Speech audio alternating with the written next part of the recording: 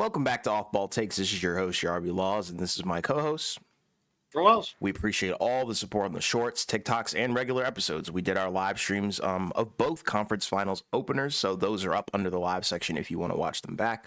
In today's episode, we will give our in-depth thoughts on those openers and obviously the other games that have occurred since. And other happenings in the league as well. As promised, we normally, read out comments when somebody does leave a comment on our videos. And the most recent comment that we got was from James Wiseman fan, who is, a guy who comes in our streams. Always a good time when he's in there. But he said, guy on the right looked burnt out at the end, LOL. That was me. Very funny comment. It is hilarious, but that was one of those days where we were up very late, and I had a long day before that. But so please forgive that. But at the end of the day, thank you for watching the full video because you did say at the end, so that shows us that more people are watching our content, as it is probably our most liked comment I think in a long time. So yeah, thank you guys for looking at that video all the way through. Yeah, and exactly as we mentioned, we'll read it at the beginning of the video, so don't forget to comment. But yeah, it's a funny moment, right? But like you said, sometimes that happens, over the course of a long stretch. Because I think this was an episode where we did it right after the live stream. So Yes. of course, that means it's basically 3-4 hour stretch. Before we do get started with today's episode, please don't forget to like and subscribe and follow us on Instagram and TikTok at the OBT Podcast for more content and updates.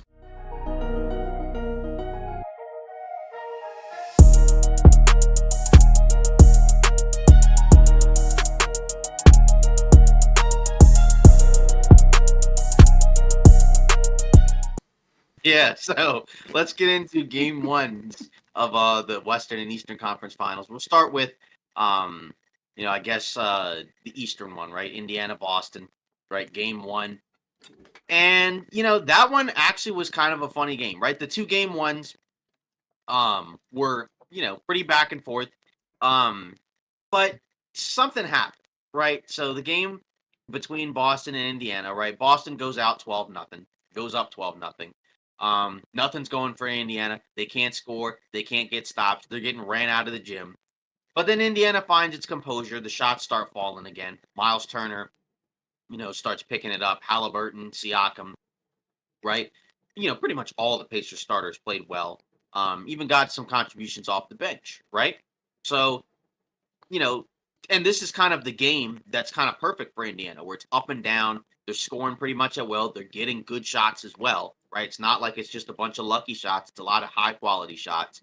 And they're putting pressure on Boston's bigs, right? Because like say Al Horford, he's got a tough time trying to stay in front of like a Halliburton or a Nemhart, when he gets switched on them, right? Or like Miles Turner can pop all the way out to the 3-point line, or he can roll to the rim and get a dunk.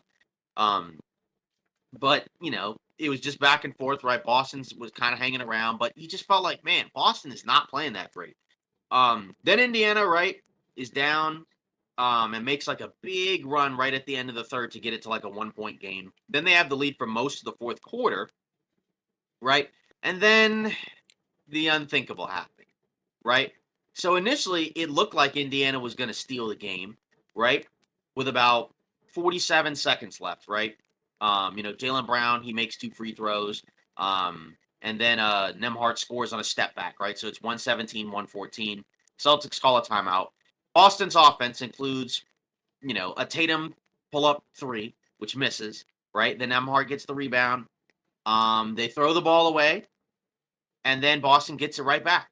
And it's a Derek White missed layup, not a bad shot, but he blew the layup. Tatum gets the offensive rebound, takes a terrible, right, 16-foot fadeaway mid-range shot over Miles Turner. Miles Turner gets the rebound, and Tatum does a take foul. And then Indiana gives the game away, right? They throw the ball away on the inbounds pass. For the life of me, I literally can't understand how or why that happened. Rick Carlisle says should have called a timeout. Don't know why he didn't think to do that during the game, but he didn't. And then, Boston gets the ball. Brown catches it in the corner, right? And Siakam decides not to foul. It's kind of a rough spot to be in, right? Because he catches the ball, doesn't dribble it. So you're kind of wondering, like, is he going to take the shot? But then he drew his hands back, so he's not really contesting it. And then Brown hits the shot. it goes into overtime, right? Because Halliburton doesn't score. They don't get a good look at all. And then it's just a disaster class from there on out, right? Like you knew once it got into OT, Indiana was gonna lose the game. And then Boston ended up winning by what was it, 16? Not 16. They ended up winning by what was it, like 5? Yeah, Yeah. 133, 128 in overtime. I mean, yeah, it was bad from Indiana's perspective, but Boston ended up finding a way to kind of luckily pulling it out, right? Where you didn't, you felt good that Boston won, but you didn't feel good about the process. But we talked about it on the live stream where we knew once they got that game one out of the way, it was going to be a different game too, right? In Boston, from the tip was a lot more focused. Indiana started off well offensively, and then in the second quarter, Boston's defense really turned up, and the Pacers got behind big pretty early. They didn't score, I think, the first 5 minutes or so of the second quarter. Um, and then unfortunately, the second half, right, Indiana kind of closes the gap, but then, Siakam goes on a huge individual scoring run, but then Halliburton gets hurt, right? And it was a left leg injury. And then Woj put out that it's actually a left hamstring soreness. And unfortunately, it's the same hamstring that plagued him earlier in the year. So now you're kind of in a spot where is he going to play? I don't know. I mean, like he didn't play in a game two, although the game two kind of was over. But at the same time, the fact that he didn't play at all, and there were Indiana reporters that have said that he was walking with a pretty noticeable limp.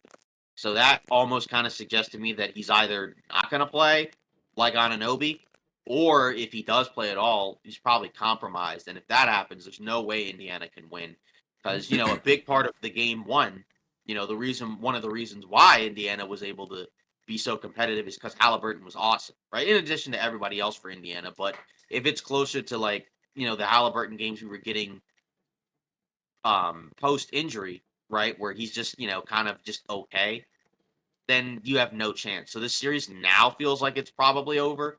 Even though again we didn't really expect Indiana to win the series, but yeah, if they had won game one, it would have put a lot more pressure on Boston.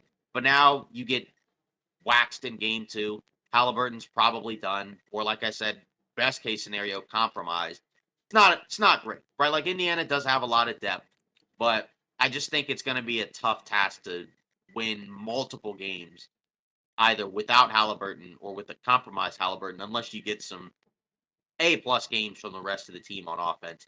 And again, defensively is also the other problem for Indiana because again, some of Boston's offense is just way too easy, right? Where Jaylen Brown's getting these really good looks at the rim, right? He hits some tough shots, but also he's got the athleticism, the quickness, the strength advantage over a lot of guys at that position.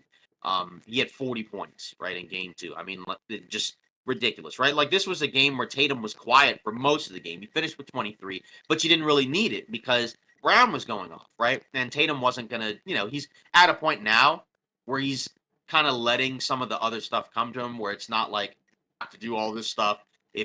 If Brown's got it going, he can do his thing, right? Derek White and Drew Holiday also had some pretty good offensive performances as well.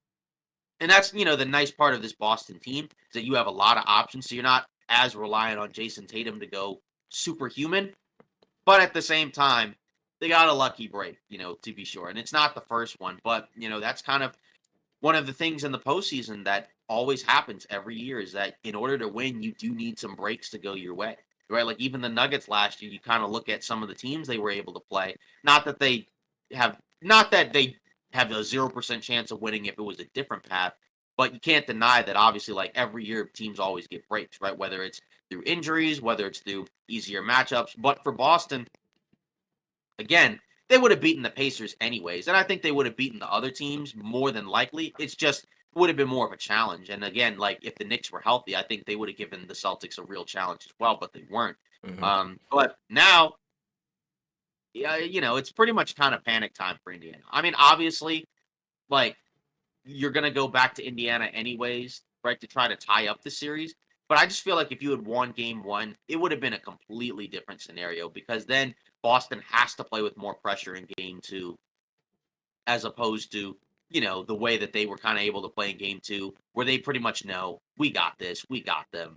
Yeah. But I don't know. Just kind of a tough break for Indiana. Again, we'll see what happens with some of these updates, but doesn't really sound like there's a lot that's good that's going on because they've already said that his status for Game 3 is TBD. So with the limp, and again, it's not like the earlier rounds, right, where some games, some days, there are some games that are 2, 3, 4 days off. It's every other night now. So I don't know. This feels kind of like that the Pacers are probably done if Halliburton can't give it a go. Yeah, Pacers are cooked, I think, and that's kind of the mindset a lot of people had going into the series regardless. Some people thought it was going to be, borderline sweep. Others thought it was going to be closer like us where, we kind of gave Indiana the benefit of the doubt where you see a lot of times that their offense does give Boston a challenge. It's just like you talked about. Indiana doesn't really have any defense, but without Tyrese Halliburton, I mean, they're pretty much cooked now. I think it's set in stone. Boston to the finals, which is what a lot of people predicted anyways. But it's kind of odd thinking about, Indiana's path where they face a lot of teams that were not healthy. And then, Yeah, now they're not healthy. And that really sucks for, everybody yeah, involved because now the matchup is going to be significantly worse for the fans. And then obviously, Indiana, that just sucks to lose on an injury. But right. I mean, in this game, you pretty much hit on all the bases where, Jaylen Brown was pretty much unstoppable. Tatum takes a back seat. Everybody else does their job. They get the job done. And that speaks to, I think, the depth and the execution that Boston does have, which is why, they had the best record in the league. You can see the potential. It's just sometimes they're a little inconsistent where, they don't execute like this every night. Sometimes they don't even look hungry because I'm telling you, like you said it too, in game one, they did not look hungry. They didn't look on their A game, I guess you could say. But at the end of the day, you're right. If they could have split this series, I think people would feel a little bit better about Indiana. But since they dropped the first game, now Tyrese is hurt. I think people are done on Indy. And again, like you said, Indiana had some luck go their way as well. Mm-hmm. But either way, it's still it was still good of them to go all in for Siakam because either way they don't get to the conference finals without him. And We'll the fit's see. working. Exactly. And he's been playing very well. Mm-hmm. He's had a really good postseason, right? He had a couple of shaky games in the last round, but by and large, he's been a huge impact for them uh, this postseason, which is nice, right? And again, the trade at the time made a ton of sense, right? Because, even though we didn't push Indiana into the title contender tier, you knew it made them better because the equation is very simple. You're giving up a guy who's a solid player, but he's a role player, right? And Bruce Brown, and I guess what was the other guy, Jordan Nwora, who wasn't Mm-hmm. really playing. And you're bringing in Siakam, who's an all-star, right? And in some seasons has flirted with All NBA, right? And he's been one of the best players in the postseason this year so far, right? So obviously, with his level of play, maybe you get a game in Indiana, but I just feel like without Halliburton, that's going to be very difficult. But either way, for Indiana, you got Siakam. So now presumably you resign him, and then you kind of go from there in the offseason. Obviously, we'll get more into the offseason stuff when and if they get eliminated. But for Boston, you did your job at home. So now you have to go into Indiana and you need to win either both of those games or one of those games so that way again you can finish the series quickly and then go to the finals, right? And Yeah. then maybe Porzingis comes back, or you just get it done and then just have it so that he can have even more time to rest and heal up that calf before you go into the final, so that way you can make your final push. Yeah, and that's the big key, I think, for Boston is to get out of there, and you don't have to use your secret weapon in Porzingis and hope, that you can really get out of there healthy. But I don't know if they're going to be able to do that because I think with Indiana, the thing that people don't really talk about is how good they are at home. Yeah, And, as much as you like to say, Halliburton is their floor general, their on-court coach, all that stuff, the offense runs through him. You do have a solid backup in TJ McConnell. So I feel like they're probably going to win one of those games at home. I don't know which one it's going to be. Might not even be game 3. It might be game 4 or something like that. But I feel like they're going to win one of these games, and it's just going to be like a monster game where Siakam probably goes off, and then they're shooting like 50% from the field, and then like upper probably 50s from three. We've seen them do that throughout the playoffs at times. So I think there is a pathway for them to win. One game, but that's the most I would probably give them in this scenario. yeah, Exactly. Because, like you said, they still have a lot of depth and a lot Hmm. of offense with or without Halliburton. It's just, again, in the playoffs, it's just going to be tough Yeah. against a team in Boston that is a very good defensive team when they are locked in and focused. Yeah. So, I mean, that's kind of the tough part. But Yeah. either way, again, if you're Indiana, regardless of whether or not you win or lose this series, you don't feel bad about how this season went. It's just a matter of, is this going to be sustainable? Like, do we expect Indiana to be in the conference finals next season? And that's where you kind of wonder. But either way, they have a better shot with the roster they have right now than the one they had before the deadline. And you factor in they'll have a few young guys that haven't really been a factor at all this second half of the season that could be a factor next year, right? Like say Sure. like a Jarvis Walker, maybe Ben Shepherd gets even better, or Benedict Mathurin comes back healthier, or maybe they just make a trade. But like I said, I don't want to do too much of that offseason stuff right now. The focus is on this series, and Boston feels like right now they're in the driver's seat to pull off this series win, which Yeah. again is not an upset. This is No. expected. Yeah. 100%. Now we go into the other series in the Western Conference, right, between two other very good basketball teams, and this was the Minnesota Timberwolves and the Dallas Mavericks. Dallas Mavericks win game one in an upset, 108-105. And really the big story here, two things, right? Luca and Kyrie, right? Obviously, those two guys, so much had been discussed about the fit of those two guys, how it's been a lot better this year. Had they've been one of the best duos in the NBA on offense, right? Obviously, big talk about Dallas's improvement defensively, especially since the trade deadline. They were the best defensive team since the trade deadline, and you got to see pretty much a little bit of everything in terms of the good for Dallas, right? Kyrie takes over in the first half. Luca takes over in the second half, which is actually a flip of what it had been in the previous games in the postseason. And then in addition to that, you saw the role players who didn't contribute quite as much on offense, but they helped out big on the boards, right? Daniel Gafford with 9 rebounds, including 4 offensive boards, even though he was minus 15. PJ Washington with 7 rebounds, right? Derek Jones Jr. with 4 rebounds, including 2 offensive. Derek Lively with 11 boards, 4 offensive rebounds, including 2 blocks as well. So you saw everything from Dallas, right? You saw the fact that Luca and Kyrie could get wherever they wanted to. If they're playing one on one, they feel like they got great matchups against just about everybody. If they're playing in the pick and roll, they have the lobs, obviously. And then if the bigs drop, they got the pull up shots in the mid range area. So it's really tough, right? And for Minnesota, obviously, this was not a game where they got completely outclassed. This was a very competitive back and forth game. They even had a lead at one point in the fourth quarter, and they were up for a good chunk of the game, anyways, right? And that was despite, Edwards and Towns not having two of their best performances, particularly Edwards, who was 6 of 16. He did have 11 rebounds and 8 assists and 2 steals, so you give him that. He did other things, but he was also 6 of 16 from the field, including 5 of 12 from three. Last round, he was very good at getting to the rim.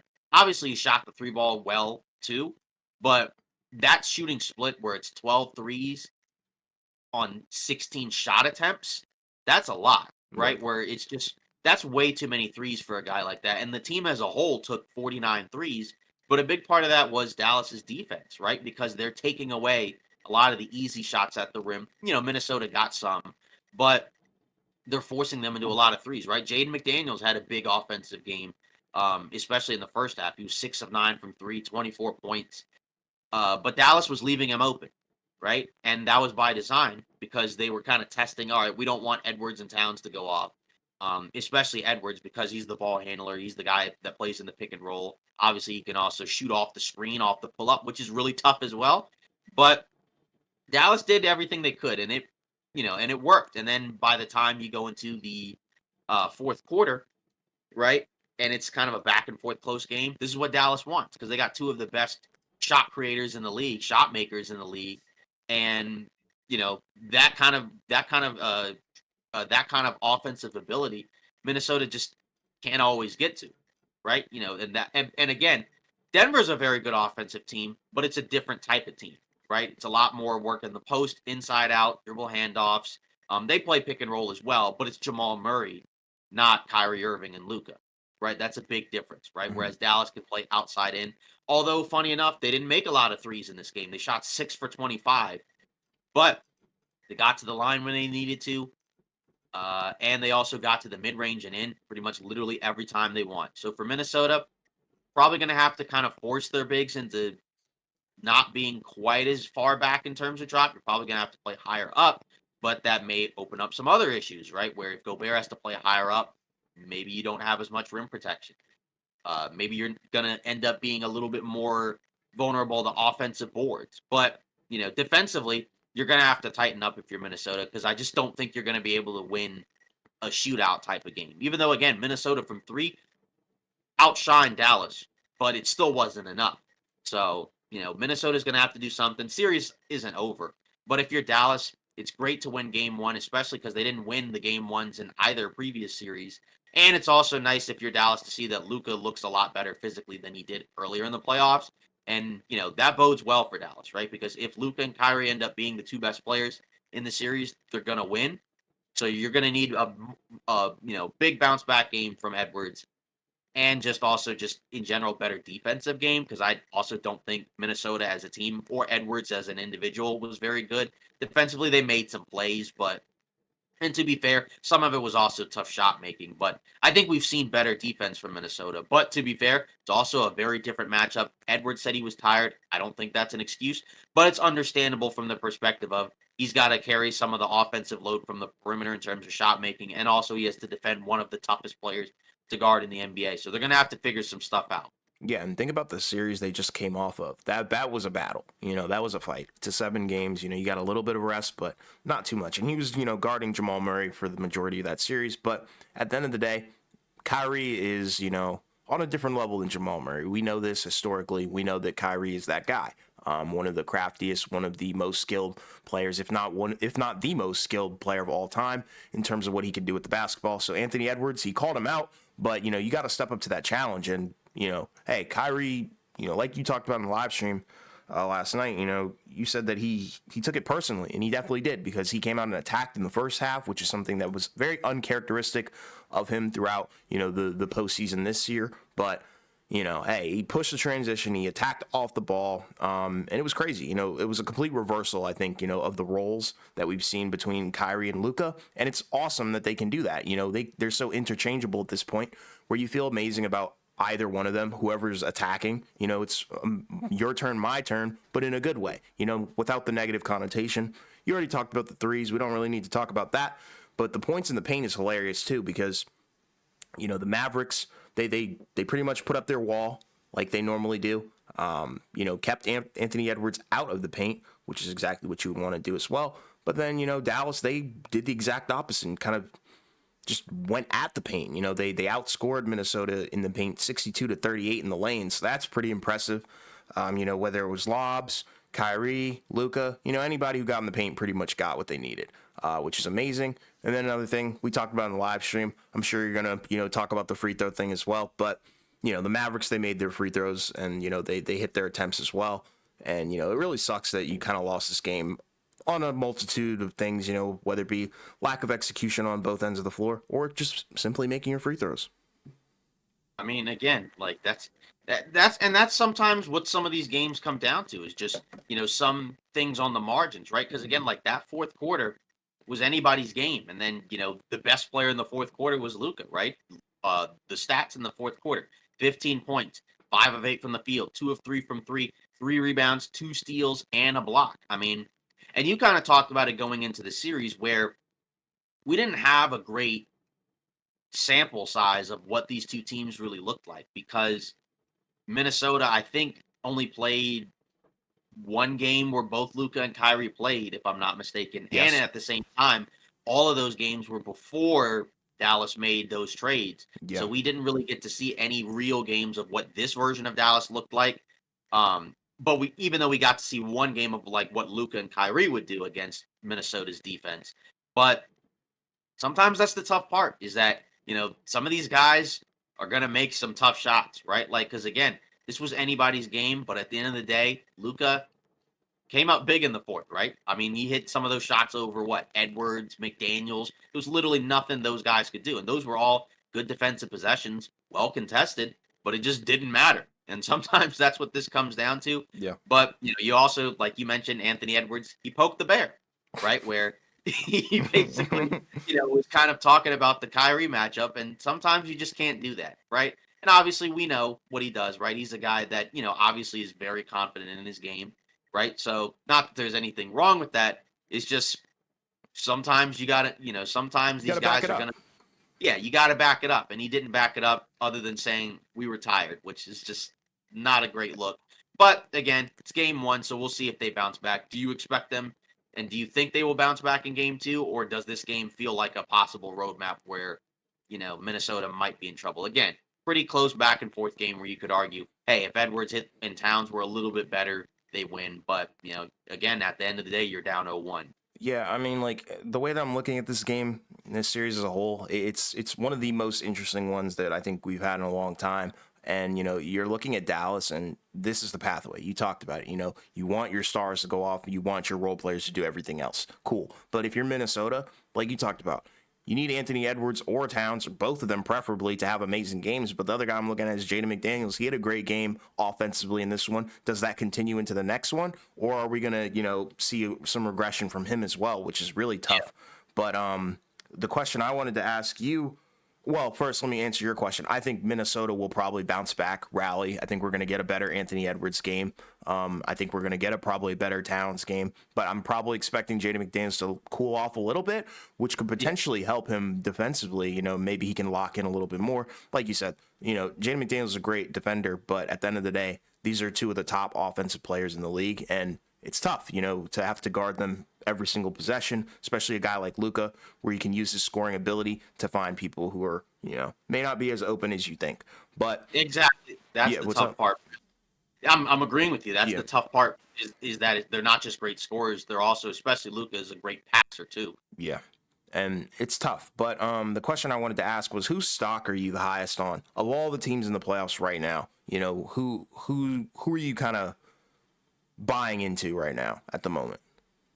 Well, I mean, I guess when you kind of look at it, right? I don't Hmm. think Minnesota wasn't our pick in either of the previous series they played, and Dallas was in the first round, but not in the second round. I feel like Boston, obviously they're in the East, so it's different, but they're also a very talented team, clearly. Hmm. But I think the team that's probably impressed me the most is probably, I don't know, maybe slight edge to Minnesota, but also I think Dallas has been really impressive too, mainly just because of the fact that, like you said, you have two incredible offensive players, but they're also surrounded by high level defense, right? Which is kind of something that's a little bit different from, say, Minnesota, where Edwards and Towns, those are your two best players, but their offensive floors are a little bit lower, right, than Kyrie and Lucas, right? Their offensive ceilings can be high, but but but their floors are at a level where, like what would the worst type of offensive performance from like a healthy Luca and Kyrie be, right? Like we've Right. seen them have some quiet-ish type games, but when they're at their peak, that's where it's really tough to stop. And if it gets into a back and forth close game, you kind of have to give the edge to Dallas because they have a pretty good chance of being able to score and defend. Whereas, Minnesota can defend, right? But how often are they going to score? And their offense has been a lot better in the playoffs than I think you would have anticipated, which is one of the reasons why they're also here.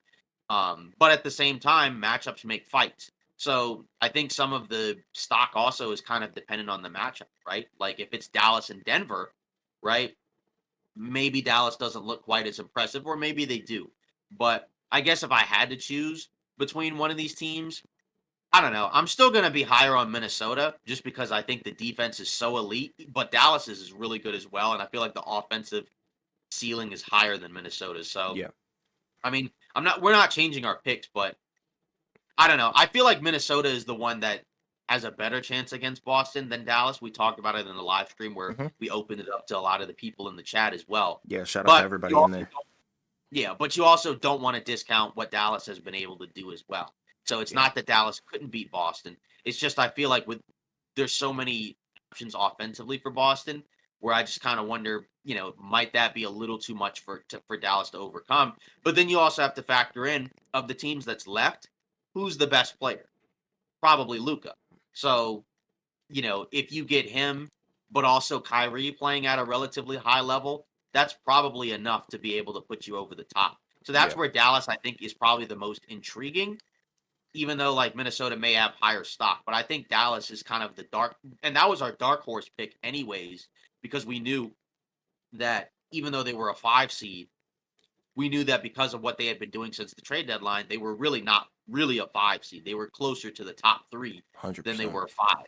Yeah. But at the same time, we had to see what it would look like in the playoffs, and it's been impressive. I think if you're one of the teams that Dallas faced in the earlier rounds, particularly OKC, you're probably a little bit mad because guys like Derek Jones Jr. and PJ Washington aren't hitting their shots as consistently as they were against Oklahoma City. But you're also getting, you at least through this one game, you've gotten a great Luka and Kyrie game, which you didn't have quite as many of in the previous 2 rounds, right? They were Yeah. kind of, where it was like one of them would play really well in one game and then the other one was fine. But this one, both of them were great. Yeah. And it's like, I agree with you, where it's like, you look at Minnesota at full potential. I think they're probably, the best team out of the four remaining. But, Mhm. when Kyrie and Luka Doncic are playing at that kind of level, and they're able to do the things on defense, as in, the Mavericks, as a team, it's really impressive. And like Boston, I'm a little bit lower on between, all four teams. Like they'd probably be third for me. Obviously, Indiana's last, considering their whole situation right now.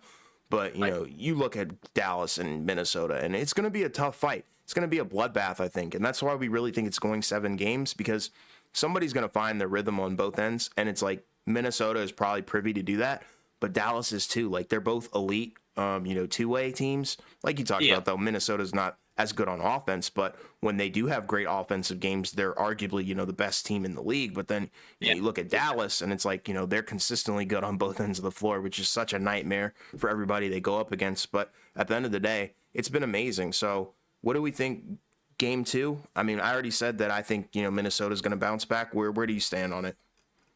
Yeah, I think Minnesota will bounce back, but it is going to be interesting because again, game two, again, Dallas didn't shoot that great from three, and you just know that they're going to have at least one game, I think, where the threes are falling at a ridiculous rate, and then it's going to be a real problem for Minnesota because again, Yeah. like Denver as a 3-point team doesn't take a lot of threes, right? They're on the lower end of the league. I think they were literally one of the last teams, like in either 29th or 30th in 3-point attempts.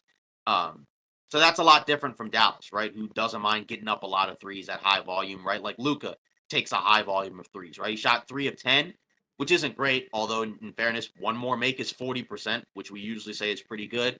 PJ Washington was 2 for 8, but we've seen him shoot better. Kyrie was 0 for 3. We've seen him shoot better. There were a couple of guys that didn't really get a whole lot of minutes, right? Like Exum played like 3 minutes, right? He hasn't really been too much of a factor this postseason, anyways, which is fine because they have other guys that have been able to fill in, right? Like Josh Green, and of course, their stars are just playing more as well, right? Which is another factor, right? Like in the regular season, your stars aren't playing 40 minutes a game, but they are now, right? Like even a PJ Washington played 40 and a half minutes in this game, right? And, part of that is because of the Kleba injury, but also because he helps out a lot on both ends of the floor. So I think Minnesota will win game two, but it's kind of a coin flip, right? So I guess the question is, do we think it's gonna be more of like a one-sided kind of blowout type game, like we saw with Indiana Boston game two, or is it another back and forth close game, but then maybe it edges out to Minnesota's direction at the end? I think you get a back and forth game, and I think Luca probably has a worse game. And that's probably going to come back to bite me. But at the end of the day, I think Anthony Edwards will respond in a good way. And I think Towns will also respond. Like I said, I think McDaniels will probably take a regression on offense, but I think that will kind of translate to better defense on Luca, hopefully. Yeah, Um, and I guess and you're that, also that factoring in, yeah, and you're also factoring in that because McDaniels, even if he has less points, right, it probably just carries over to Edwards and Towns. exactly, like the Which, point allocation will be relocated somewhere else yeah, or reallocated somewhere else. yeah. What do some people have also kind of talked about what do you do with some of the big combinations, right? Where Hmm. some people kind of mentioned the idea. I think it was Draymond who said, they need to play Kyle Anderson at point guard or something like that. And I think like bench Gobert. I don't know if he was talking about in the starting five or if he was just talking about like just down the stretch. Because Kyle Anderson, I guess he's looking at it from the perspective of this is a series where he's been a lot more playable. right? They're leaving him open, and he's also just a little bit more capable of getting to his spots, right? Okay. You know, how much of that is kind of like, oh, it's just kind of a weird thing in game one versus is it sustainable? I mean, I Hmm. feel like they're going to just give shots to him anyways. But, I guess he's got some, point guard ish ball handling capabilities. And then I guess defensively, right? Let's say if like Nikhil Alexander Walker just doesn't have it, you just swap Kyle Anderson out there. I just kind of wonder how much you can get away with it because then there's going to be certain lineups where you're going to be lacking in terms of offense.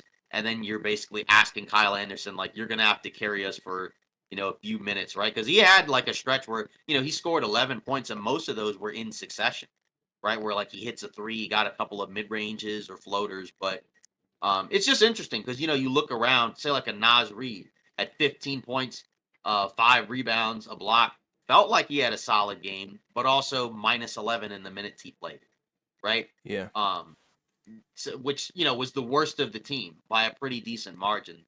So what do you kind of make of something like that? Because it felt like he was helping the team. He had a couple of weird turnovers, but what do you think in terms of that? Was it just kind of he was in there at like the worst time where he just happened to be out there when Dallas was making a run, or do you feel like some of what he was doing, even though he was helping out on offense, maybe he was hurting Minnesota defensively? What do you think of that? I mean, like it's a tough guard. I think the traditional big men in Gafford and Derek Lively. I think they're kind of a different animal that you don't really see too often, I guess, anymore, which is kind of odd. But at the end of the day, I think Nas Reed. I mean, he's good. Like he does some good things on offense. Of course. It's just defensively sometimes he's lacking on at times. Like I don't know. It might not be like he might just not be paying attention. I don't know. But And it may not be. yeah, like I don't think I would blame like the Yeah. massive amount of points in the paint scored on them on like Nas Reed. I Yeah. would just blame that really on the perimeter not being able to kind of stay in front of guys because that's kind of what was Yeah. happening. You look at Luca, he turns into like a post scorer in this game, and then he's throwing lobs. It just seems like the communication wasn't there. And the Dallas Mavericks did their homework. That's what I liked. But at the end of the day, I don't think benching Gobert would do anything for you. I don't know the Draymond clip. I don't have the full context, but like Kyle Anderson, I don't like that move. I think you need Conley in there. I think he's a good stabilizer for the offense. Obviously, didn't work in this game, but when they win, he normally is out there doing the unselfish stuff and being the veteran guy and veteran presence that I think Anthony Edwards kind of needs, that calming presence. But I mean, Anderson, like you said, he might be like a Swiss Army knife, I feel like, in this series, but starting him is absurd. I think that's blasphemy, as Stephen A would say. But you look at I'm looking at Towns. I really am. I'm looking at Towns and Gobert, and I think they need to play better together as a unit. And then I think you'll feel a little bit better because there should be Yeah. times where Towns is taking advantage of some serious mismatches he should have, and then Gobert Yeah. really should be holding down the fort. And then you'd hope that Nas Reed would kind of carry that over if he subs in for whoever it is. Yeah. Probably going to be Gobert, but I don't know. I guess the thought process kind of is just like when Gobert isn't out there, Hmm. it just feels like Minnesota, even though they're probably better offensively, they're significantly worse on defense. So maybe that's kind of the thought process there. Because like you just look, and again, plus minuses don't always tell the whole story. Because sometimes, again, it can be somebody just happened to be out there when the game got out of hand, and it wasn't that they specifically were doing anything wrong. And that's why plus minus can be a flawed stat. It's just plus 10 for Gobert in a game that they lost by 3. Nas Reed minus 11 in a game they lost by 3. Just kind of an interesting factor. But again, like when you look around, like again, some guys are also just going to have to be better, right? Like Mike Conley was 1 of 6 from 3. Yes. Nikhil Alexander Walker was 0 for 4, right? Like, Yes. is by far the best series he had was the Phoenix series, right? Where not only was he defending at a very high level, he was also off the bench hitting, a decent amount of shots. But it seems like his jumper has kind of regressed.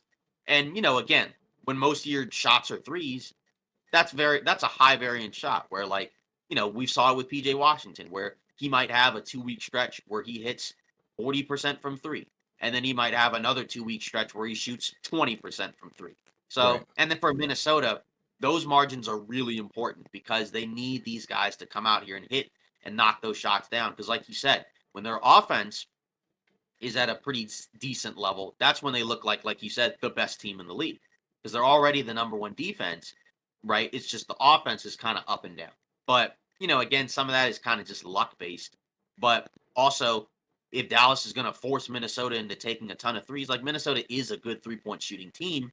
But the problem is when so many of your shots are threes. I mean, they took 89 shots, 49 of those were threes. So you're talking about more than half of their shots were threes, and they shot it at a 37% clip. Like 37% as a team isn't bad at all.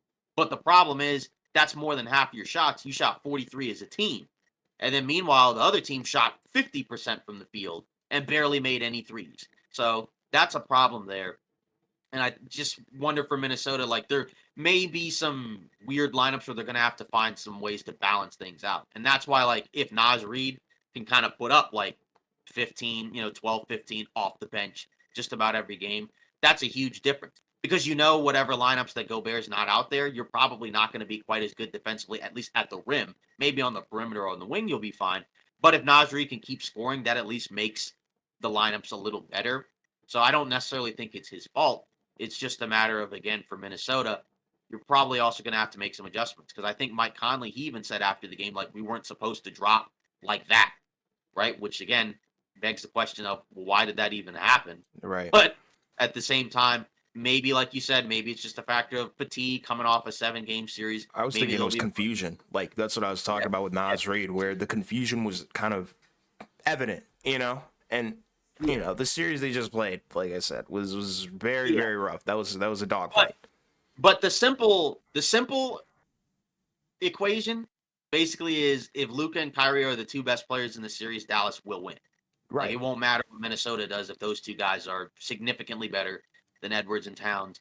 And that's where, if you're Minnesota, that's going to be the interesting factor, right? Because, against the Nuggets, you had Edwards play, Jokic relatively close, right? Like, or you can say he outplayed him. Like, at the very least, it wasn't like a scenario where like Jokic is 1 and Edwards is 2, right? You could say 1A, 1B, whatever. And then I think Towns by the end of that series was better than Jamal Murray, right? Because you also factor in the defense, even though he, may not have had like 30 plus points every game, but he was playing better on defense, right? Yeah. So you could say Towns and Edwards by the end of that series were probably 1A, 1B or whatever, and then 2 for Towns. But this time around, again, Dallas is different. It's a different matchup. And that's always the fun thing about the playoffs is, in order to win a title, you have to play a lot of different types of teams in the postseason. Some teams you're going to do better against.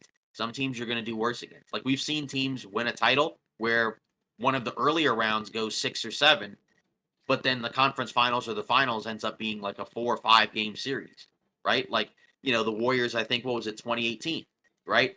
It took 7 games for them to beat the Houston Rockets, and it took 7 games plus a Chris Paul hamstring injury for them to beat the Rockets, and then they go to the finals and then they sweep Cleveland. So, it's all about the matchups here. And I think, we talked about in the chat because we had a guy in the stream who picked the Mavs to win in 6.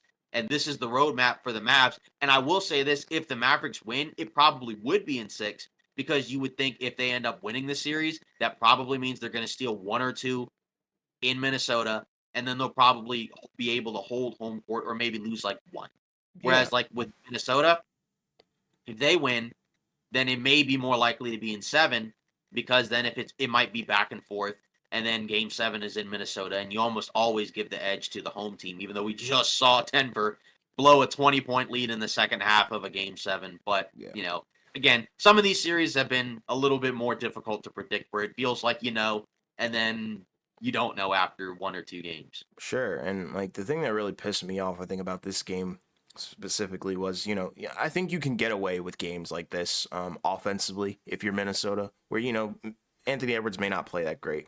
Towns may not play that great on offense, but then, you look around and like you were talking about, the other guys, they did all right, excluding probably Alexander Walker, but they did all right, which is why I think I was very disappointed in their defense. Like, they just didn't have an answer for Luka and Kyrie, and that's going to be an issue. If they don't have an answer for them, then I think it's a different conversation where you beg to, to talk about, the validness of their defense, because I mean, if you don't have an answer for, one of those guys, I think that's a real issue. And then on top of the offense maybe not being that great as well, because you can't have it like, one or the other. You can't just be like a great offensive team, horrible defensive team. Look at Indiana. You can't just be, a great defensive team or a great, and like have no offense. And that's where you have Minnesota, and this is the kind of situation you get into, but their defense wasn't even that good this game. I feel like if they actually played up to par on defense, they probably would have won this game. And it just would have been by a lower, the score would have been lower, obviously. Wouldn't have been in the hundreds. Right, exactly. And for Minnesota, they have to win with their defense. But the thing is, Dallas defensively can do some things that Denver wasn't able to do. Because we talked about it. It's the rim protection.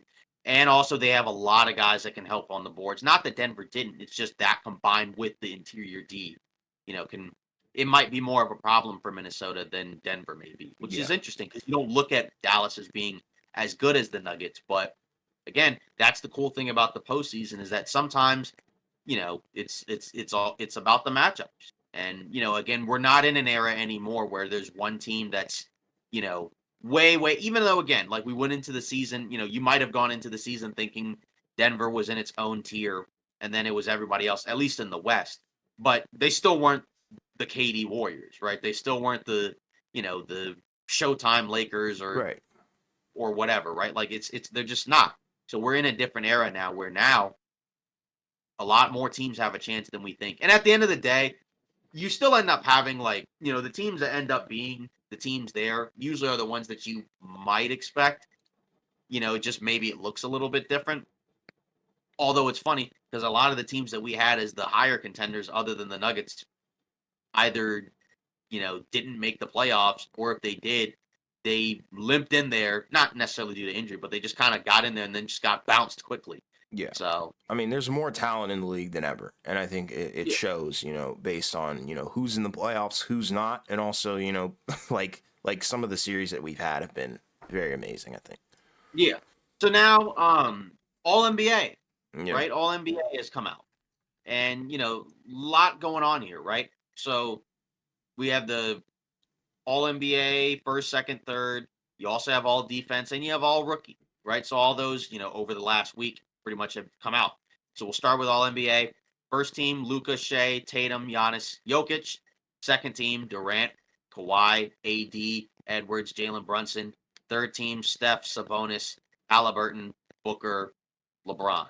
Right. So that's your All NBA teams, right? I think for the most part, our lists were kind of similar to what ended up happening in terms of who was on the list. I think maybe who was on second or third differentiated a little bit. And then we had a couple where it's like, I didn't have this person, you didn't have this person, right? Like I had Jalen Brown, I think, in the third team. I didn't have Sabonis on there. I didn't have Steph, either. I didn't have Halliburton. So, but at the end of the day, right, like you can't necessarily complain about the people on there, right? And I think the first team for sure was locked in, and you knew who that was going to be, and there wasn't really going to be any objections to that, right? It's where you get to second, third, where there's a little bit of a difference, right? Yeah. And, like you talked about, first team, pretty much a lock. Second team, I think, they got this as right as you possibly can, though, because you have to look at, all the storylines, all the stats that we've seen from a lot of these guys. Like, and I've heard people talking about, like, some people shouldn't be on here. I mean, come on now. If you look at second team, I think that's as good as you can probably get. Like, Anthony Edwards was borderline first, but at the end of the day, I think everybody on that first team, like, outplayed him throughout the entirety of the season, so you can't argue that. So obviously Edwards deserves to be there. KD deserves to be there due to his numbers and his age. Kawhi for sure, because he was playing like a monster before, the injury. Jalen Brunson, magical season for him. AD, underrated season. Talked about that in the live stream a lot, where his numbers kind of got overshadowed by a lot of drama and, drop games by the Lakers throughout the entire season. Third team, I think, you got Devin Booker there, who did some really good things at point guard. Just sucks that they didn't do anything in the not the off season, but the postseason. And, these are regular season awards anyway. Yeah. Steph is probably the only one where you kind of question it, because it was kind of like a down season, by his standards, but, probably just age. But at the end of the day, still a good season, I think, for him. Tyrese Halliburton, that was the guy that I had picked.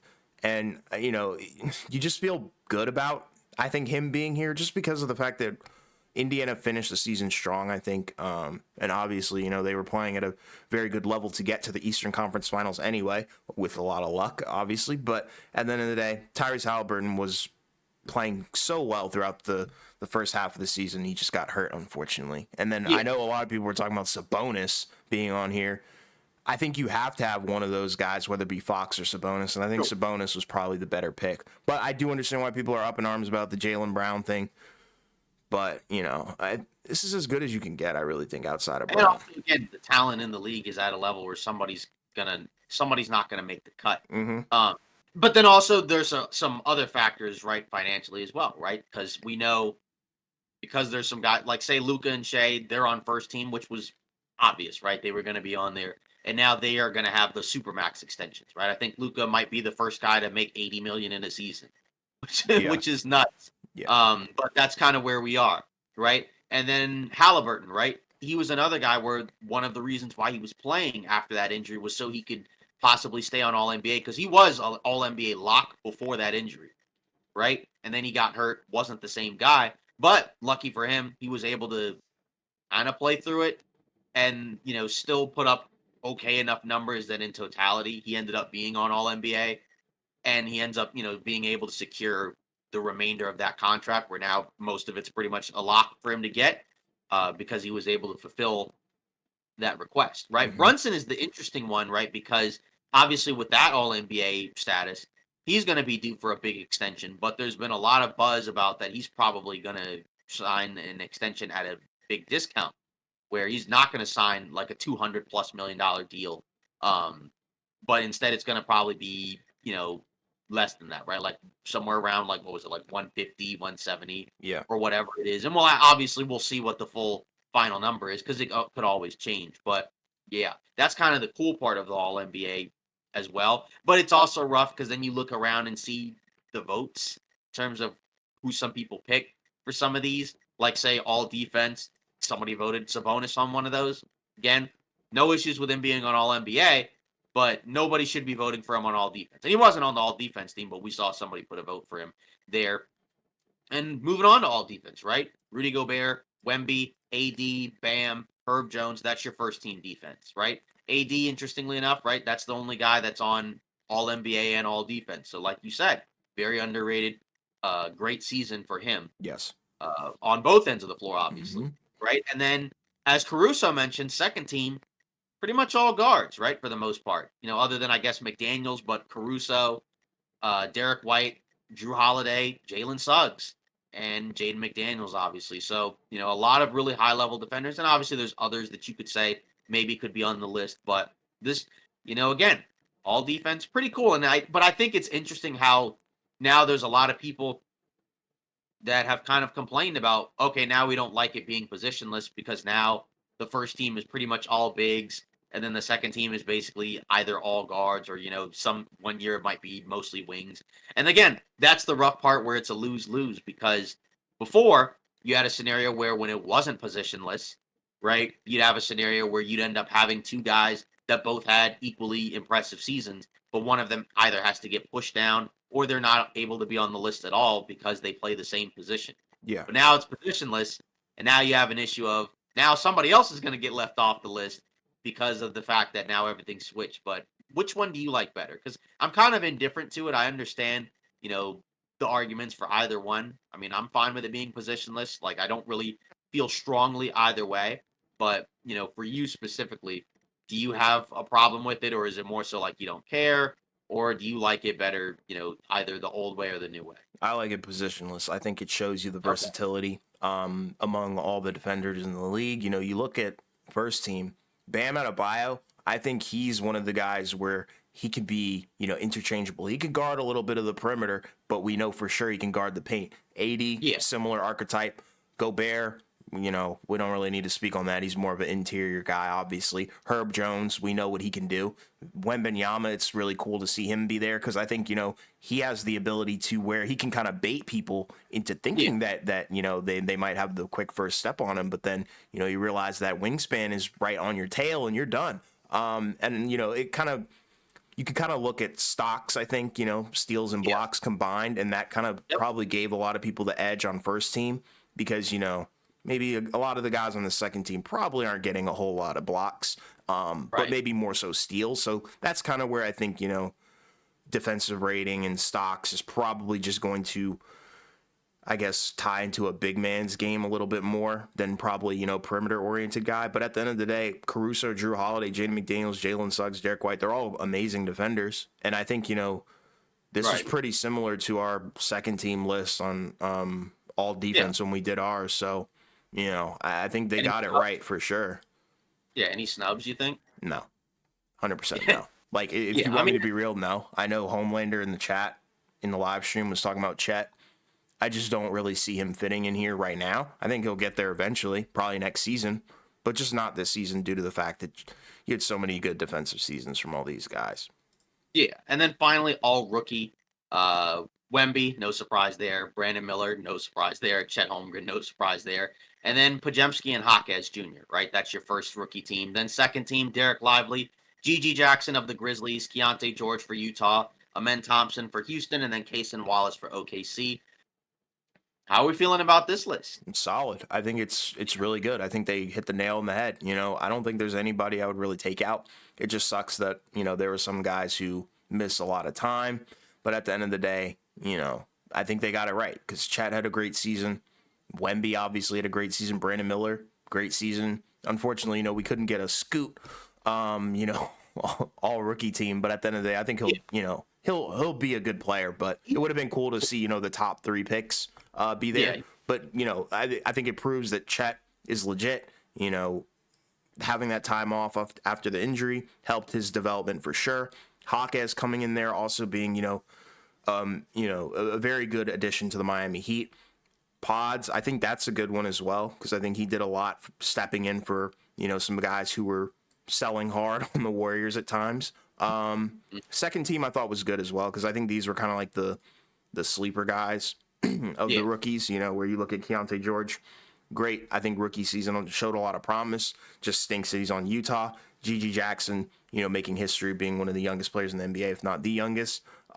Derek Lively, look at what he's doing right now. Amen Thompson, I think we liked a lot of what he was able to do early in the season. Just got hurt, unfortunately. And then Kassan Wallace, that's an interesting one. You saw what he was able to do in the postseason. I think he hit some big time shots. Definitely more of a factor in the Pelican series, but at the end of the day, he's another core guy, and to be a rookie and to have 2 of them on here for all rookie team, I think that speaks to Oklahoma City's future. Yeah, exactly. And there were other rookies that were good, because like Asor Thompson was good. Mm-hmm. Obviously Scoot got better as the year went along, but then I guess because of the struggles earlier in the year, right? And plus the injuries, that probably didn't help. Yeah. But this was, I think, a pretty quality rookie class. It's just going to be interesting, how these guys continue to progress, because I think there's a lot of them where, when they're able to kind of add on to certain skill sets, like if either Thompson twin can be not literally one of the worst shooters in the NBA, but maybe close to average, right? Or, from the perspective of Scoot, as he continues to figure out the point guard position, or other players like that, right? Like, I think this is going to be a really impressive and impactful draft class. Obviously, Wemby is also excellent as well, right?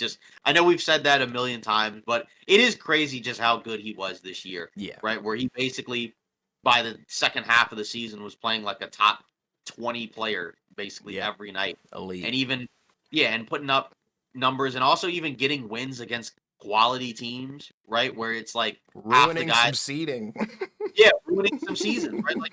Like honestly, you could honestly say that Wembanyama and Devontae Graham may have ultimately been like the X factors for ending the Nuggets season early. True. Right? Because it put them in the two spot or whatever it was, took away the 1 seed, forced them to play Minnesota in the second round. Like honestly, like shout out to Devontae Graham and Wemby for somehow impacting the playoffs, even by not being in the playoffs. That's how good Wemby is. Yeah, that's how they were elite. Like, and the Spurs weren't elite, but I think every rookie on here, they had an elite season by their varying standards and where you kind of place them. Yeah. Now, close it out with news and rumors. First big one, JB Bickerstaff fired, let go, Yeah, no longer the coach. yeah, Obviously, stuff going on here, right? There was, in the article that Shams put out, there was kind of some stuff about guys around the team didn't necessarily love him that much, right? Like Donovan Mitchell and other players. Thought process was they might have fired him earlier in the season, but then the injuries occurred, right, to Garland and Mobley, and then they went on that big run during the regular season, which was pretty impressive. Obviously, the Cavs have gotten better each year under Bickerstaff, but sometimes this is what happens where guys are let go. I do kind of wonder if, considering Mitchell didn't like him and they got rid of him, does that maybe make it more likely that Mitchell comes back and signs an extension, right, or and at least maybe plays the first year or first half of the season or something like that. Maybe you think yeah, so, but yeah. I think so. I think he'll yeah, come back. They're gonna probably do everything that they probably can to keep him. I think they hmm would probably be more willing to move on from a guy like Garland right, than Donovan Mitchell. I think Donovan Mitchell's better. Garland probably can be just as good potentially, but we're not there yet. We're far from that. And it I think it's interesting because I think Biggerstaff will probably be hired by somebody. Hopefully, my mhm. Wizards. I'm not like a Biggerstaff hater. I actually think he's a decent coach. Yeah, It's we just saw him in Vegas. Like we didn't talk to him, but yeah, we, we were right behind him. Yeah, we were yeah, walking right behind him for a little bit. yeah. So if Um, you're watching Bickerstaff, yeah, we saw you. yeah, we saw you, JB. But bro, I mean, I would not, actually not mind him being like the Wizards coach. I think he needs another Well, shot, but I don't know. yeah, I thought it sounds a lot like that the Wizards might just end up hiring the interim guy, Yeah, I right? Like know. obviously Yeah, no for sure, but talking about Brian Keefe. that's been the buzz I think going around. Um, Great. According to Woj, right, Josh Giddey, right, that investigation has been closed, right? They weren't able to corroborate any evidence, so that's done. It's over. It's Jover. Yep. Yes, no need to really talk about it anymore, right? Yeah. Other than kind of a bizarre chapter, in the Oklahoma City Thunder season, right? Yes, Josh Giddey played his last game for Oklahoma City, not necessarily because of that, but just again, it's closed. It's done. Yeah, it was wild when that whole thing first came about. Like nobody could really say anything because you don't want to ever, talk about anything without knowing. And we still really don't know a whole lot of what was going on. But at the end of the day, like you said, they closed the investigation. Now we can kind of move on from it because I know it was probably, everybody kind of forgot about it. But anytime Josh Giddey was kind of brought up, you saw the jokes. It just got really, really rough. But the jokes will never end. That's the worst part. And that's like you said, that's the rough part because Yeah, regardless of whatever happens, the jokes are forever, yeah, right? Like like say like with Ja, obviously that happened, with this stuff, and it's a different situation, but like the jokes, they're not gonna go away, right? Like when he right. comes back, people are gonna make jokes, right? Like we know, like Yeah, that's they're just gonna what's call gonna him the best shooter in the league. We already know that's gonna happen. But happen. at the end of the day, Yeah, it's good that the investigation is closed. yeah. And now according to Woj, Pistons, right? They hired their new president of basketball operations, right? He's a guy that's coming over from the New Orleans Pelicans. So obviously they've kind of made some interesting moves over the course of, the last few seasons, right? Trayon Langdon, right, is the president of basketball operations, right? Because there was a lot of talk about that the guy, Troy Weaver, who was the GM, is going to have a guy put ahead of him because, they've made some interesting decisions, right? There's also been talks about the idea of the Pistons might be open to firing Monty Williams, right? And just I guess being okay with paying out the rest of that contract. Obviously, we don't know if that's going to happen, but again, when a new guy comes in, sometimes the previous people will end up being gone. So we'll see if this adds another level of seriousness to Detroit. But I don't know because again, there's a lot of work to do because they do have some quality players on that team. It just feels like not all of them fit, and then it doesn't really feel like there's a big direction or identity. So we'll just have to see. But either way, congrats on the new job. We'll see if he's able to make some big moves with Detroit, right? Whether or not it's adding in the draft, making some trades, or just developing players and whatnot. Yeah, and I think I'm doing some research like on the spot here, but it looks like he He was the Pelicans general manager, I think, since 2019. So that Yep. means they were the guys who drafted Zion, obviously. They acquired Trey Murphy. So, Herb hmm? Jones. Yeah, Herb Jones as well. So I think there is like some level of, I guess competency for sure. So I am curious what they do and what they do to retool that Detroit roster, because I remember when they were drafting, what was it, Jaden Ivey, a lot of people were kind of not too Hyped high about. on that. Like, oh, do you think they were hyped? I thought people were like low on it because like Well, my thought process Sacramento, was they passed on him, right? well, my thought process was I think people initially were kind of excited because there were a lot of people who didn't like the Murray pick because they thought his ceiling was a lot lower. Okay. They're like, this guy is probably still going to be good, but Ivy might have a higher ceiling. But so far in Detroit, that hasn't necessarily panned out yet. Sure. Where maybe you might have preferred if you were Detroit actually taking a Keegan Murray. I mean, right now he's better than Ivy, anyways, but it might have actually been a better fit because at the forward spot, we know Detroit has really struggled in terms of they didn't really have a lot of perimeter shooting, right? That's why a guy like a Simone Fontecchio comes in and before he got hurt was actually giving them some quality production. But at the same time, you could have had that if you had taken Keegan Murray. But I thought that was the thought process at the time. But also people were like, well, Sacramento may not take another guard because they have Fox. So like, does that make a lot of sense? But then people were also like, well, Ivy's so talented, but and he's not bad. It just seems like so far with Detroit, that's kind of the thought process where it seems like there's a lot of players that may not necessarily fit. Even though you might think like, okay, Cade's more of like a play at a slower pace type guy, whereas Ivy's more like a, go and run type of guy. Yeah, So downhill. maybe that would be a decent combo. But, at the same time, the shooting would need to improve around those guys before it actually becomes, like a legitimate thing. Because then you also have like Duran, who's not really much of a shooter right now. Obviously, Asor Thompson, not really much of a shooter No, as well. no, And that's not a kind of shooter at all. exactly. So No. that's the issue now in terms of the fit. Yeah, it's tough. Detroit, I want to say they have a future, but at the same time, like it seems like every move that they make, they take a few steps backwards, and it's rough. Yeah, and obviously they won't be taking the Pelicans trainer with them, right? Because apparently they fired Zion's trainer, Yeah, um, which is interesting. But but either way, yeah, we'll see what Detroit does. With the fifth pick in the offseason, and I think potentially cap space as well, which I guess they'll probably use to sign Tobias Harris and Miles Bridges. We'll see. yeah. I mean, those are some interesting players, but do they make your team go up a tier? Probably not. Yeah. Well, I'm just kind of saying. I mean, we've heard stuff. I don't know if that's actually what's going to Yeah, happen, but yeah, yeah. we'll see. And then, Mm-hmm. according to Jake Fisher, he's got some, hot news coming around. The idea that OG Anunoby may test free agency, right? Like that he's going to opt out of his player option, and there's going to be possibly some teams that may offer him a contract, and we'll have to see, if the Knicks step up to the plate and offer him, whatever he needs in order to stay.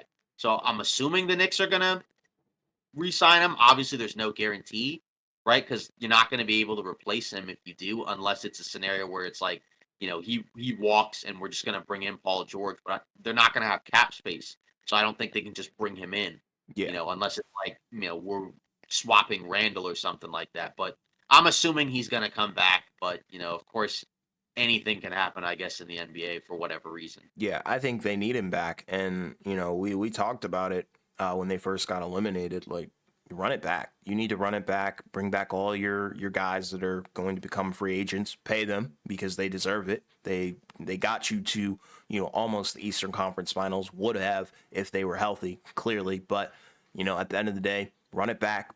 See what you can do next year, because I think there's a lot of promise and hype around that team because they've got some chemistry that I don't think we've seen in a long time. Yeah, and again, and that should be the thought process is that if you can do that and then add on the margins or maybe swap, somebody like a Randall or somebody like that, then you're in business, right? Because then you have a chance to probably compete with Boston. Not that you're 100% going to beat them, but you have a team that can compete. Yes. Um, According to Jake Fisher as well, Jimmy Butler is likely to stay in Miami, which I don't think we thought he was going to be traded anyways. Obviously there was some weird back and forths going on there. I just feel like, what team is going to be trading for him right now, given his age and the fact that he's probably still looking for a big extension. And, it seems like he's got, found a home in Miami where it's like a team that kind of matches his identity and whatnot, and it's his team. But Miami also has some work to do in order to kind of improve, where they were. And obviously, maybe they trade for somebody. I don't know. We'll see because they have a lot of work that they have to do. But just again, kind of an interesting dichotomy there because we know that, Pat Riley, he was kind of talking about, yeah, you don't need to talk when you didn't even play. Yeah. So, And my question to Miami Heat fans would be, do y'all really think y'all can win a championship with Jimmy Butler and that roster is currently constructed? Maybe, can you win a championship with Jimmy Butler, Bam, and somebody else other than Tyler Hero? Do you really think that? Like, sit down, think about it for a second, because you never know. Because what are the guys that are going to be surrounding those guys looking like? That would be my question. But, at the end of the day, Jimmy will get you to the playoffs, but will he win you a ring? Who knows? right. And then moving on, another Jake Fisher banger, 76ers linked to Clay and Levine. So obviously we know from a Philadelphia 76ers standpoint, we know that in the offseason, the starting point might just be Embiid and Maxey in terms of the roster. Like literally everybody else on the roster could be gone. But the question is, who are they going to be able to add on to that mix? Right? If they can get somebody with that cap, that'd be cool. Right? Obviously, Clay Thompson, that's a shooter you could add if you wanted to. Paul George, right? Kevin O'Connor, that's a guy that's talked about. That's a possible realistic option, even though there's a lot going around from the Athletic that suggests they'll be back anyways. But then also like Levine is also kind of an intriguing one. I feel like that's the one I probably would want to stay away from more so, just because I think the long term deal combined with the injury history. But obviously that could be a bigger gamble. And also that one you have to be a scenario where you'd have to absorb his contract into the cap. But they also mentioned they're interested in Mitchell as well. I don't know if they'd be able to get him, but that one is kind of an obvious one where it's like, yeah, the Sixers are probably interested in just about any star player that's available to add on to what they have with Embiid and Max. But there was also kind of a underlying message where there's kind of been a lot of agents or players that are kind of that may be a little bit more leery of going there. I think because they might be uncomfortable with the fact that okay, even though we might be a good team, you have a scenario where your best players are probably going to miss a ton of time. So that's another factor as well. Even though Embiid and Maxey are a terrific duo, how many games of them are we going to get? Right, mainly because Embiid generally misses a ton of time, and then even when you get to the postseason, you don't know what version of him you're going to get. So that's the other factor as well. But obviously, if you're Philly, it makes a lot of sense to go all in and kind of make a decision. Because again, as long as you have Embiid, there's really no real reason to cut corners. Right? We already talked about that on the live stream and in the previous episode, right? Where the GM for the Nuggets is like, I'm not as focused about winning back to back. I'm trying to make sure we're good, so we can win, 3 and 4 years or 4 and 6 or whatever. Right? But I don't know. Like sometimes that can kind of burn, as we just saw what happened with the Nuggets this year. Yeah, you need to capitalize on your window and build a team where you can have a decent sized window to win a championship. And I think the pathway for Philly. I would start with Paul George. I would say that probably ranks at the top in terms of priorities. Second, I would honestly say Levine. I'm not too high on Clay. I think we've made that known. But I would say probably Levine second because I think there's potential for him to be, you know, a good third option if that makes sense. But I think Clay would probably rank the least. But Clay. Not saying Clay would be horrible, but in terms of priority, I would rather spend my money on a Zach LaVine than a Clay Thompson at this point in both their careers. Yeah, that's interesting. But you also kind of factor in, like you said, you need to capitalize on your window, and especially with the new CBA, it's probably going to be harder to have a long window, right? Because I think a lot of people tend to assume that you have a team, and especially if it's a young team, you might be able to contend for like 10+ years. But usually the window is not as big as you're thinking, right? Like even with Boston, right, with Tatum and Brown, where they're not even close to 30 yet, but at the same time, they had to make significant changes to the roster because they felt that what they had maxed out and wasn't good enough to win a title, right? And now they're reaping the benefits from it where they're on their way to the finals and might possibly win a title, right? Yeah. And that's a team that is a younger core, and obviously it's not that the Philly core is older, but at least with the Embiid factor, he's 30 now. Now he's gotten better every year. So this version of Embiid is better than the version of Embiid from 5 years ago, but he's also got a lot more mileage than he had 5 years. And Sure. that's already factoring in the injuries that he had his first 2 seasons where he didn't even get to play at all. Yeah. So it's going to be interesting to see what Philadelphia does in the offseason, just in terms of, like you said, being able to capitalize on the win now. I'm just curious as to how many people are going to how seriously people are going to take Philadelphia, considering, the unfortunate circumstances that seem to occur with them each year where they, haven't been able to make it out of the second round, even with having some pretty talented players next to Joel Embiid at times, even though it's not always been the best situation where, guys either flame out or whatever. Yeah, I'm not going to be high on Philly no matter what they do. If you want me to be honest, I frankly think, as long as you're kind of building around Embiid, and it's not, a question of his talent, it's more so a question of will he show up in the postseason? I'm not a believer in that, but, who knows? He could prove me wrong, and I hope he does prove me wrong, but at the end of the day, I'm not too high on Philly. My Philly stock will always be low, I think. And then finally, Kyle Kuzma on the trade market. So apparently the asking price was too rich, quote unquote, at the Hmm. deadline, and so I guess now in the offseason, they're my guess is that nobody was going to give up a lot for him at the deadline, and they're still not going to give up a lot. But I think if you're the Wizards, you're probably like, all right, now is the time that we probably want to move him, just because you don't want to be in a scenario where you don't move him at all, and you capitalize on what you can get for him now. Even though, again, you're probably not going to get back a ton, right? Because you're the Wizards guys. So you've already mentioned you're not necessarily, even though you're not the Wizards GM, you're not necessarily looking for one for one swap in terms of talent. You're just looking for maybe a random draft pick in terms of compensation and like expiring contract, or maybe potentially like a bad contract or something. And then it's like, we'll take on this bad contract if you give us maybe like, another pick or something like that. I don't know if teams are going to give up multiple picks to get Kyle Kuzma, but, if you're the Wizards, your goal right now is to kind of figure out how you can rebuild.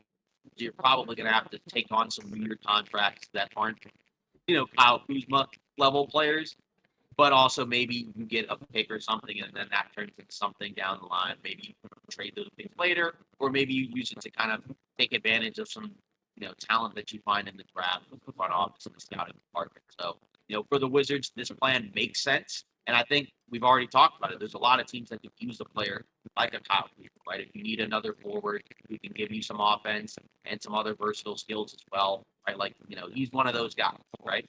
Mm-hmm. Yeah, 100%. And, Kuz, I think, is underrated in terms of where he is. He's just, in basketball purgatory right now with the Washington Wizards. But at the end of the day, I think he does have a decent amount of value where a lot of contenders could probably use him. You and I previously, we thought he could be linked to potentially the Kings, and we thought that was kind of like a match made in heaven. But at the end of the day, he didn't end up going there, and I think that was a huge mistake because if you give up a pick for Kuz, and something else, maybe like a young guy, cool. Well, I mean, I think that's a solid deal because I think he'll help you, compete at least better than you were earlier. But the Mavs, I think they're also another play. I wouldn't surprise me if a weird team tries to do some BS, like the Utah Jazz or something like that. If they like try and give Yeah. us like, some guy that they're not as high on, maybe like Jordan Clarkson and like a first round pick in next year's draft for Kyle Kuzma. I don't know. That would not surprise me. But at the end of the day, I think the Wizards should be looking for either a young guy, which is probably in the least priority in my opinion in terms of like a sophomore or something like that. But really just look for, like you talked about, a bad contract and as many picks as you can milk out of teams. Because at this point, I really wouldn't mind like a first round pick, maybe like 3 second round picks or something like that. I don't know, something. I Yeah. just need something because I just don't want his value to depreciate to the point where we're getting blow pops back for him, and it's like, bro, please, dude, I don't want this, please. Yeah. Because there's been Yeah. No. multiple times where the Wizards have done that, where we just get back you know, bags of chips for guys Yeah. like Rui Yeah. Like. Hachimura for freaking Kendrick Nunn. I mean, Yeah. let me not even get into that. Yeah. Say like Daniel Gafford. I think that ended up being the 29th pick. So it's Yeah. like, you traded Daniel Gafford and you got back the 29th pick in, an intriguing draft. But at least it's something, I guess, right? Like, you never know, right? Like that may not be quote unquote a star player, but it could be like a decent player and it's just another something to have. But, Yeah, and I heard I them don't talking about it was on what show is that? The FanDuel one with Shams and not up, run it back or whatever. Yeah, run yeah, it with back. like Shams and Chandler Parsons. I saw the Wizards GM was on there. He had a hilarious quote. He was like, because they were talking about Bronny, he was like, if his name was Johnny James or something like that, then the media wouldn't care, but he'd still be on our radar, and that was kind of intriguing because I know dang well they're not thinking about taking him, at the second pick. So it sounds like he's on Right. their radar for the 29th pick, as he probably is for a lot of other teams. But there is a possibility that you get like a steal player, at that 29th pick, but. At the end of the day, we kind of have to just wait and see. And the draft is always funny. You have some really big hits, you have some very, Yep. very bad misses. Oh yeah, because we reacted to some of those in last year's. We're gonna do that again, by the way. So obviously when we do the draft, and now it's 2 days, so Yeah, obviously be prepared for those live streams. yeah. Well, that's it for today's episode of Off Ball Takes. Again, we appreciate those who joined us in the live streams. Obviously, don't forget, once these series wrap up, we'll be doing some live streams as well. We'll also be doing live streams, after each game of the final. So we'll no longer be beginning and end of the series. Also, continue to like, comment, and subscribe, right? And again, if you comment, we'll read it at the beginning of the video. So thanks for listening. And, we'll see you Monday.